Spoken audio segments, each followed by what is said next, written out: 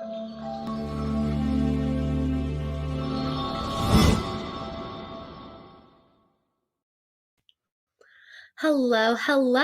and welcome to Coming in Hot.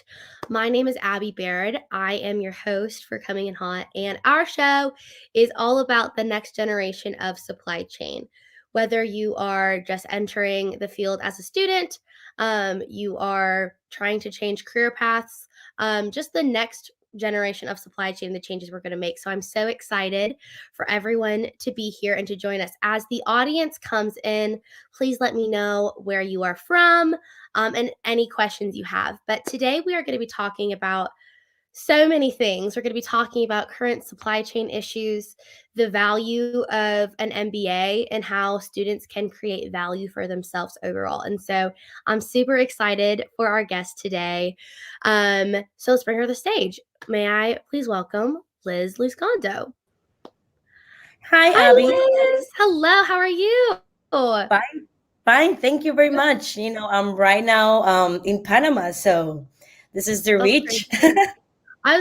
Coming in Hot has become global. I said we have reached Latin America, so I'm so glad you are here. How about you just start with telling us about your story, your background, things you've learned. Just introduce yourself. We're so excited to learn about you, and for our audience, I think you'll really resonate with Liz's story. So I'm excited for y'all to hear from her and for all of us to learn from here. So I will let you take it away. Perfect. Thank you so much, Abby. First, everyone, thank you very much for being here. And yeah, so my name is Liz, and as you can see, I'm from Panama, the country. So right now, I'm working on my MBA, but before I had a background in industrial engineering, which I graduated from the University of Arkansas with an emphasis in supply chain logistics. And right there, I realized that I was really into supply chain. After that, I had to come back to my country and really work towards paying the country for the scholarship that I was given. So I came and I worked 3 years in the government, in the Panamanian government. And while I was there, I had so many different roles in project management, business analyst. Then I realized that I needed a more business background. I started applying to different consulting companies, and they were really, really excited about my eagerness to learn and all the potential that I had. But then they told me that I really needed to reinforce in my business skills. And that was like the clicking point where I was like, okay, I need to go back to school and go learn about business and go learn about how the world is just moving around me and how I can be of value to the industry. So after that, I applied to the MBA program. I was able to work around, my industrial engineer degree with my GPA, all of the different examinations and the different essays, and I was able to get a scholarship with them. So I got a graduate assistantship with the university. So my tuition was waived, which is amazing. So besides getting the incredible knowledge that I'm getting through the MBA, I was able to network with so many important different companies. Also because of my graduate assistantship, which is like a scholarship, and I was able to work right now. I am working with Unilever, a CPG company, which I was able to leverage all of my industrial engineering skills and my newly gained business background to really extend my knowledge on the CPG industry, the consumer packaged good. And I was able to, make that different turn from industrial engineer to the business. And I think that it has been amazing. I have learned so much from myself and the business itself.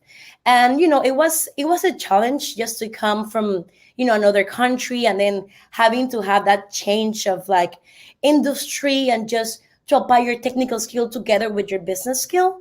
But I think that it has just all been worth it, and the MBA has just opened so many doors for me that I cannot be more grateful with it.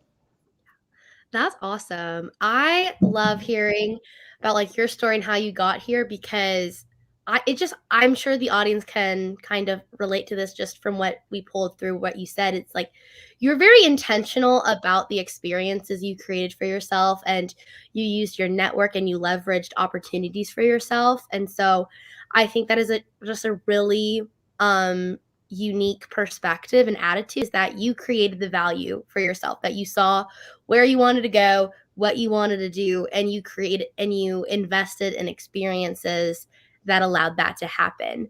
And I think that's incredible. I think that's something that we all can really grow into, and understanding that we all have, especially of outside of the supply chain world, but even in the supply chain world, is that there's so many opportunities and there's so many resources. And so to utilize them to create the next steps for you that you see yourself going, I think is just really incredible. Before we get into questions, we should say hello to our audience. It sounds we have people. Oh, we have someone from Dubai today. We have Demba. Hello, and he said Merry Christmas, so Merry Christmas as well. Happy holidays. Thank y'all for joining us in the middle of the season, and I appreciate it. And I agree with Sarah Barnes Humphrey that your story is amazing. We were joking earlier. We all need to take a visit to the Panama Canal. That's all. That's as supply chain folks, we all need to go. But yes, I am. You're like I just said. I think that you do an amazing job at being intentional with your experiences. And one experience that I know has been really beneficial for you and really impactful is your MBA, which is a huge reason I wanted to bring you onto the show. Is because as someone who is a senior in college and pursuing their next steps, there's always, it's kind of a decision tree. Do I pursue further education, or do I enter the job market? And I think that's the same for a lot of people, even when they are in the industry. Like, do I continue to work, or should I pursue further education? And so I would love for you to talk about your MBA experience, what value it's provided for you, and what encouraged you to pursue that. Perfect. Thank you so much, Abby. And I just wanted to mention that what you mentioned about being intentional about what you do is so important. I realize and we need to always understand what are our weaknesses, and then how we can work around those weaknesses to make them our strengths. Yeah. So that's what you always have to work on. You have to highlight and understand what are your weaknesses to be able to leverage all of your strengths around that and be able to just get to improve. And whenever you work on it, just improving constantly yourself and really working hard towards your goal and just trying to prepare yourself in your professional and personal life, you're definitely going to get a lot of the things that you're working towards. So I think that was an amazing summary for it. Thank you, Abby. So I got really interested into the MBA. It took me a couple of years to really figure out exactly what type of masters I wanted to do. As I have always been really passionate about studies. I have some friends that they finished college and they're like, I'm never going to go back to college. I knew whenever I graduated that I wanted to go back for a master's.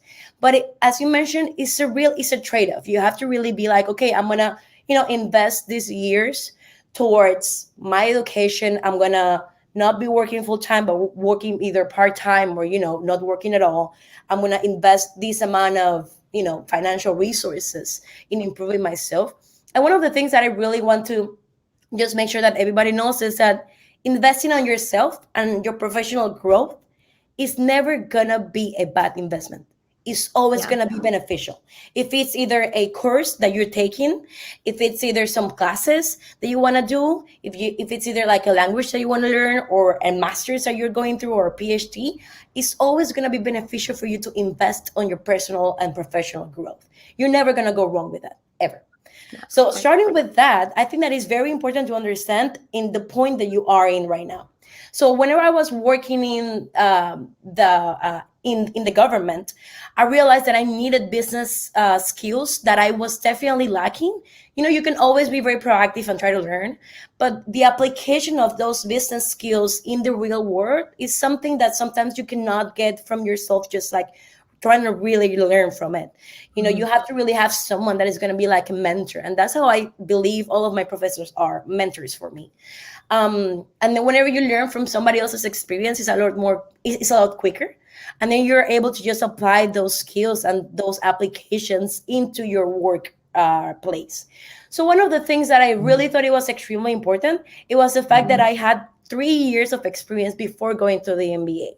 I think that was really important because now that I'm interviewing for companies and whenever we have like different projects in the MBA, I'm always going to be able to go back and try to apply and try to understand how my situation back then is applicable in the project or in my interviews. So I thought it was extremely beneficial to have a little bit of an experience before getting into the master's. However, more than half of my class, they went directly from their undergrad to the masters, and they have just excelled completely in their projects. And the reason for this is because I am bringing a perspective from a technical engineering background with a government experience, but they are bringing up experience from their internships and from whatever undergrad they're coming from. So I think that the experience that you get, even if you don't get to have your work experience before going to your master's, is amazing, because either you can really give all of the information that you have from your experience, from your classes, from your projects, from your professors and mentors and internships, and you can learn from people around you that have been on the work industry for 10 years. So I think that it was amazing the way that both groups of people in the cohort would just correlate. Like we have someone that she has like 14-year-old children like in the cohort, and we also have like a 21-year-old that is also in the cohort. So we get to have so much more perspective, and I believe that the value of the MBA is not merely the classes and the topics that you go through, but it's about the applications of all of those topics in the business world. So mainly, whenever the professor is telling how they experience all of those concepts in their industry, that's the value of it. It's not more about like reading books and just doing homework. It's about your professor telling you how everything is applicable in the industry and how was their experience whenever they were working throughout that topic or that content that we are going over. So I think that the most valuable part of the MBA is what you can get from your professors, not the content or the books, but their experience. And besides that, the networking that you make in the MBA program is just amazing. I have so many friends that they're not able to just connect me to so many important people that had led to different interviews. So I believe that the network that you get from the MBA and then the experience that you get from your mentors slash your professors is extremely valuable. Yeah. Yeah. Well, Well, there's so there's many good nuggets that you pulled out, and just talking to you, I feel like you just have so much wisdom and insight to provide, and so it's just incredible. I do want to encourage the audience to take advantage of Liz and ask any questions you have, whether about your next steps or anything about her story. I really encourage y'all to take advantage of her wisdom and her experience, because it really is awesome. Some things that I took from you speaking about the value of the MBA, and I think this is something that a theme that I like to highlight throughout all of our shows, is that there's really never one right path for anyone. That your path can look completely different than mine, and that is totally okay. And we can both thrive within our different paths. And you said that you took a couple years before you pursued further education, and then I have friends who are doing an integrated MBA program, and then there's just people who don't go and who aren't interested in pursuing an MBA or further education at all, and all those different paths are okay. But one thing that you said that really stood out to me, and that's important and really crucial, is the power of mentorship and finding people and things that are going to invest in yourself and your journey. So I'd love to, I know you already spoke about it a little bit, but who have been the mentors in your life? What has that looked like? And what's the role of mentorship that has helped you kind of decide what your next steps are going to be? Awesome, Abby. Thank you so much. And I think that, as you mentioned, it's very important to understand where you are. And whenever you are deciding, there's no wrong decisions. If you either want to go for a master's and then for a PhD, or if you just want to jump from your undergrad to working in the industry, or if you just want to wait 5 years, in my opinion, I would have had just jump straight out from undergrad and just go directly to the master's, but I had to work and come back to my country. But I feel that everything just creates so much value depending on where you are right now. I just wanted to add that whenever you are choosing if you either want to pursue a further education or if you want to like just go ahead and then jump into the industry itself, it depends on the situation that you're in. I think that one of the things that I have seen from all of my cohorts is that it's important to know if you are looking for a change in your career path, an MBA will be great. If you're looking to really get that experience in business because you had a background in education, or if you had a background in history, which I have, all of these are real examples. Friends that they were preschooler teachers, and then also a friend that he was a history major. They wanted to change their career path and they wanted to learn more about business. So they're taking the MBA. And I also have friends that they are graduating from supply chain in undergrad and they are entering right to the MBA program. So I think that it depends on what you're looking for and what do you want to do. If you are really in a position where you can definitely leverage all of the skills that you have right now, and then the company is going to help you grow, pursue the company itself, and then look for different opportunities within the company to gain that extra knowledge that you're looking for. But if not, you can always look into all of the different opportunities to go to the MBA program. And then if financial situations is something that worries you, there always like help from scholarships. Like I mentioned, I got my tuition waived because of the graduate assistantship. So there's always opportunities for you to further your education and not really have to spend that much money. So Yeah, I think going back, I'm sorry. I think that perspective is super important too, is that sometimes people have different everyone has a different background, a different story. So we make our decisions based off different things, which I think is crucial. James actually has a question for you that I think oh wow, we're getting all the questions. But James from Brooklyn, he's kind of interested in knowing what you consider your next steps to be. Do you see yourself working for a startup or continuing at a larger organization like Unilever? Well, that's an excellent question. I'm right now interviewing for a startup, and at the same time, I'm also interviewing for different big companies. The way that I see myself is that I really want to provide value for a company, and I really want to see value, the value that I'm providing in a more tangible way, in which I can measure and I can see how much value I'm providing for the company and the customers itself. So for me, it's really important to make sure that I can see how much improvement and how much performance measures that I'm really working towards the company to improve in general, I can really provide.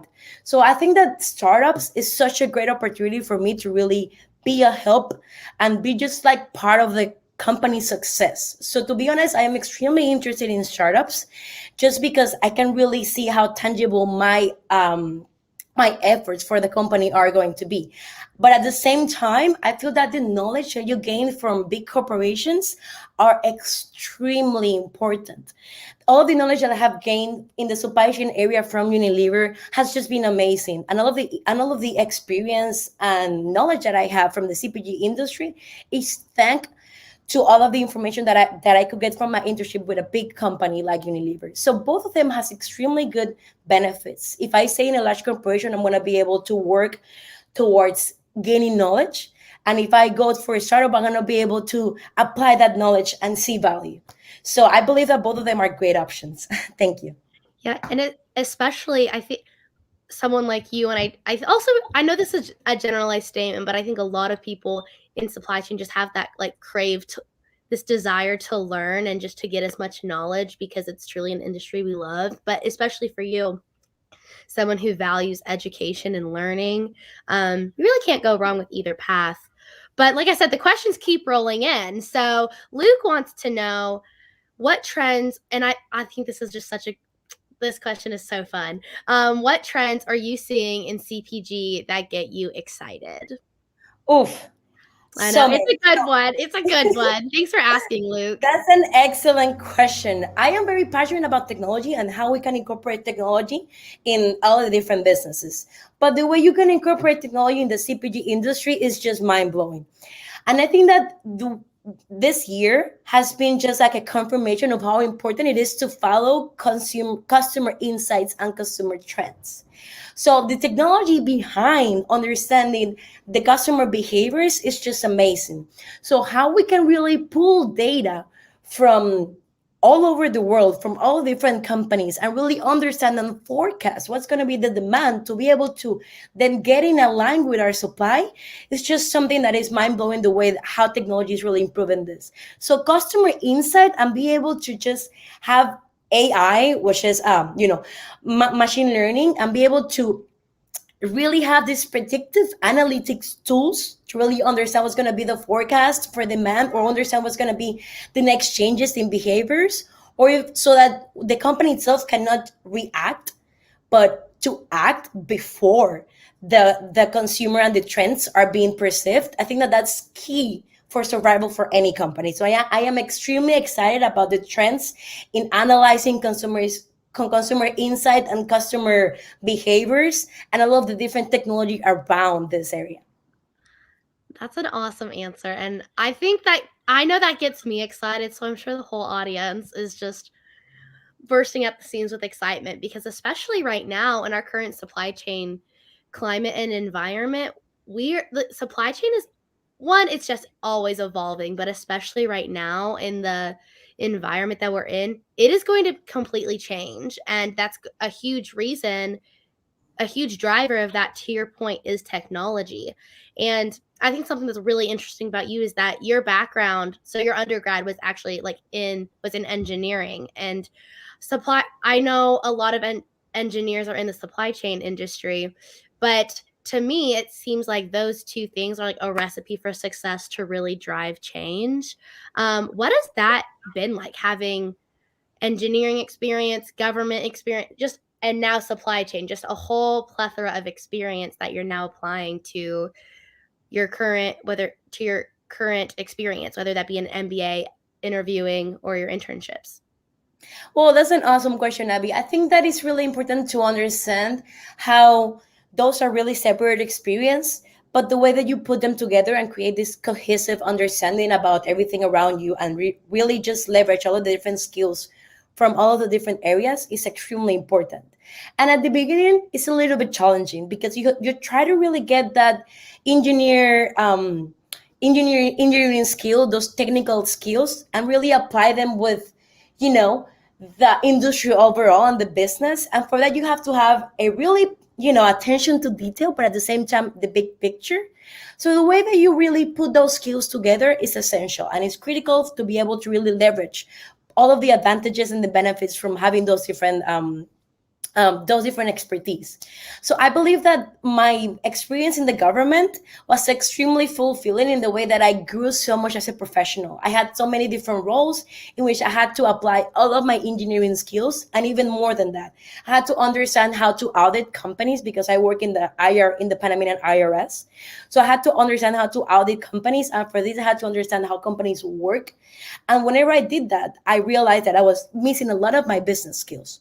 And whenever I was able to start my MBA program, I realized, this is exactly what I was lacking. So then I was able to put all the puzzles together. And I think that whenever you are able to just broaden your skills in that way, it's really important to make sure that you don't forget the big picture and the environment as a whole, so you can put it all together back and then really leverage those important skills that you get from the different areas. But even if you don't get such a broad experience, you can always leverage the amount of detail that you get from specifying in one specific path. And I think that that's just amazing, the way somebody can be extremely proficient and expert in a topic is something that I have always been dream of. Yeah. So I think that whenever you are able to just have that expertise about something, and people just come to you asking for advice and questions around a topic, I think that that's whenever you realize how valuable all the knowledge is. Just amazing. Yeah, I agree. And I honestly, my hope is that the way you've spoken about like your experiences and being intentional with all these experience that you have had, and then what you spoke about the MBA program, my hope is that our audience can hear from you and listen and realize that they too can make steps towards a career or towards education that they see for themselves. And I love that you kind of spoke about it in a holistic way, to know that although there are challenges with it, it is very much possible for people to go towards that MBA or a master's in supply chain, or it doesn't even have to be supply chain related at all, but our past experiences definitely shape us to be the person we are, and we can be intentional with them to create the next steps for us. Before we finish our show with some TikToks, I do want to circle back to Luke's question and talking about the current supply chain environment, because as I'm sure our audience is aware, because Liz, I know you are, our supply chain is going through a crazy time right now. And so from your experience and your perspective, I just want to know your thoughts on all these supply chain wide disruptions, how you think it will impact consumers. Has it during this holiday season and beyond? I just have to know. Oh, yes. I wish we will have like another extra hour to talk about this because I'm extremely passionate about supply chain. And right now, I think that 2021 and maybe the end of 2020 was the year of supply chain. I think that we realize how important it is supply chain to any business at all. From shelves that they're empty to not being able to get your raw materials or delays on your shipment, everything is around supply chain. Yeah. And there are three important factors in supply chain. The supply, the flow of services and products around in within the supply, and then the demand. And we usually experience different disruptions in those three important factors, but right now we're experiencing disruptions in all three of them. So I think that that's the reason why we're definitely seeing all of the different effects of not investing in supply chain and realize how important it is to create resilient and adaptable supply chains around uncertainties. I think that we are moving towards a world, we're shifting towards a business world that is incredibly more uncertain, and for this we have to make sure that we maintain ourselves competitive. We have to create a better tools, and we have to think outside the box and understand the importance around really creating resilient supply chains that are going to be able to adapt to uncertainties effectively, and not only having those risks and those situations that will happen just like in an extreme event, because they can happen and they are very tangible, and we have to make sure that we're prepared for these uncertainties. And I think that the way that we are experiencing right now these supply chain disruptions is very challenging, but I think that is perfect because this is the opportunity for us to really understand how we can improve our supply chain. So I see this as an opportunity to just invest in supply chain and understand how we can improve them with technology, with communication, with the relationship between suppliers and distributors and retailers. I think that this is the opportunity for us to just improve our overall processes from the raw material to it gets to the customer's hand. And I think that with this, we're just going to be able to just really work towards increasing customer satisfaction and improving companies' performance. And one funny story is how it has been really difficult to just right now in this holiday season to just find trees. In Panama, we use real trees. So it was really hard to find a tree for my house, and my parents were just like going crazy. Panama is really far away from where trees are, from where pines are. So the logistic to get the tree over here, is a whole lot. But because of the disruptions of even the fact that there's a disruption in drivers, that there's not enough truck drivers, that's something that has affected me right now to get tree to get tree in Panama. So all the different labor disruptions, the different regulation taxations that are coming, the supply chain just backlog that we still are experiencing. This is something that we're just still trying to juggle around and understand how these important factors around supply chain can be fixed and improved. But I think that this is a great opportunity for us to improve. So even though we're going through challenges, it is such a good experience. It is such a great opportunity to improve. And I think that's the value of supply chain, is that there's people like you and people in our audience who have such these diverse perspectives and opinions that are really going to change supply chain and really going to make these disruptions, they're going to solve these disruptions. But unfortunately, I don't think we have time to watch our TikToks. The conversation was just too good. But make sure everyone follows Let's Talk Supply Chain on TikTok. Connect with me and Liz on LinkedIn. If you're interested in sponsoring Coming in Hot, please reach out to Let's Talk Supply Chain. And thank you to our sponsors. And Liz, thank you so much for being here. This conversation was amazing. And thank you to our audience.